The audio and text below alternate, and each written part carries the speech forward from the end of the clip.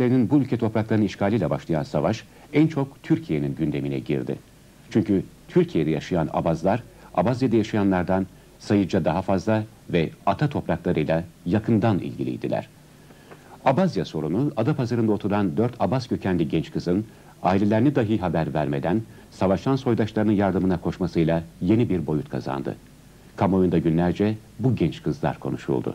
Herkesin merakla aradığı bu cesur 4 genç kızı, Kanal 6 muhabiri Hüseyin Can, Abazya'nın 2. başkenti konumundaki Gudauta şehrinde buldu. Figen Yar, 22 yaşında, sanat evinde çalışıyor. Ayşegül Aşoğlu, Turizm Otelcilik Yüksekokulu son sınıf öğrencisi. Elif Yar, 19 yaşında, Figen'in kardeşi, üniversiteye hazırlanıyor. Zeliha Demirel ise 20 yaşında, avukat olan ablasının yanında sekreter. O da üniversiteye hazırlanıyor.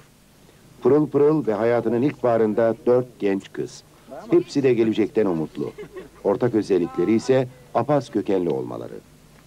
Adapazarı'nda oturan bu gençler 17 Kasım günü birdenbire ortadan kayboldu. Gürcistan güçlerinin saldırısına uğrayan Apasya'da milislerin yardımına koşan 4 Apaz kökenli Türk kızını Gudaato'da bulduk. Figen Yar, Elif Yar, Ayşegül Aşoğlu ve Zeliha Demirel şimdilik hastanede eğitim görüyor.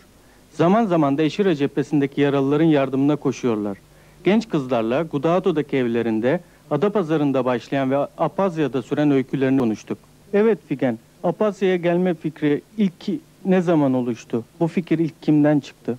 Buraya gelme isteği içimizde hep vardı. Savaş çıktıktan sonra da vardı. Ama geleceğiz diye ortaya kesin bir şey atmamıştık. Bu Efkan'ın ölümünden sonra bir arada oturduğumuz zaman birden bir karar alıverdik.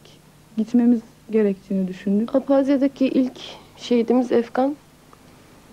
Bizim yakın arkadaşımızdı, dostumuzdu. İlkokuldan beri beraberdik.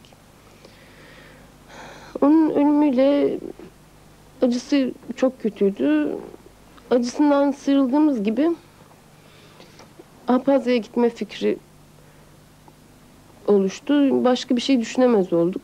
Gitmek çok da kolay değildi. Zor da değildi tabii ama para ihtiyacımız vardı.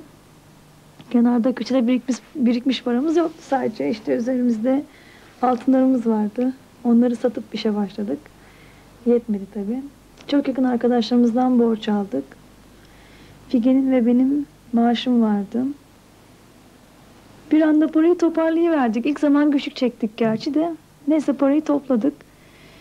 Tabii bu arada gitmek istiyoruz falan da işte paramız yok diyenlere bu örnek olsun. Kesinlikle para söz konusu değil gelirken. Mutlaka bulunur.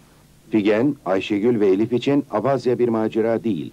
Onlar ata topraklarında soydaşlarıyla omuz omuza çarpışmak ve Gürcistan ordusunu Abazya'dan atmak istiyorlar. Bunun için de cephede sık sık atış eğitimi yapıyorlar. Cephenin dışında kalan zamanlarını ise hastanede hemşirelik yaparak geçiriyorlar. Cephenin sakin olduğu günlerde ise milisleri ziyaret ediyorlar. Kızların gelmesiyle birlikte cephede hava değişiyor. Gitar çalıp şarkı söyleyen milisler top ve sniper mermilerini unutuyor, yalnızca o anın mutluluğunu yaşıyorlar.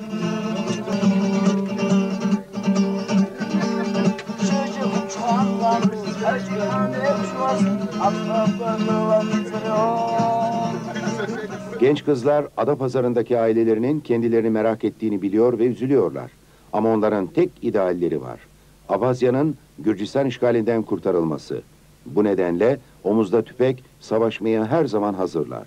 Burada ne gerekiyorsa onu yapacağız. Yani gelirken de zaten bütün fikrimiz buydu. Burada gerekirse, bize ihtiyaç olursa ve izin verilirse kesinlikle cephede de savaşırız. Türkiye'den gelen haberlerin de amacımıza ulaştığını, insanların ayaklandığını, basının ilgilendiğini öğrendik. Fakat ayağa kalkmak da önemli değil.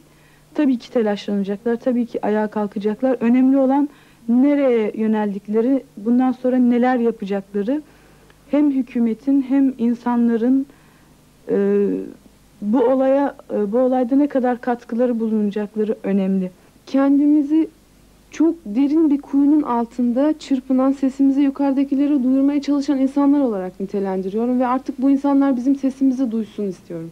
Türkiye'den gelen bu 4 genç kızın varlığı yalnızca cephedeki askerlerin değil, gönüllü milis gençlerinin de mutluluk kaynağı. Çünkü onlar Türkiye'den Abazya'ya ulaşan bir sıcak nefes.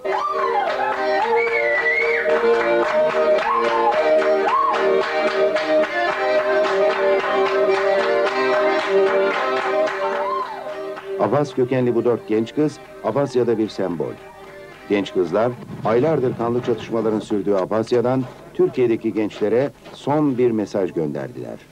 Eteklerimizi evde bıraktık. Adapazarı'ndaki erkekler giyebilir.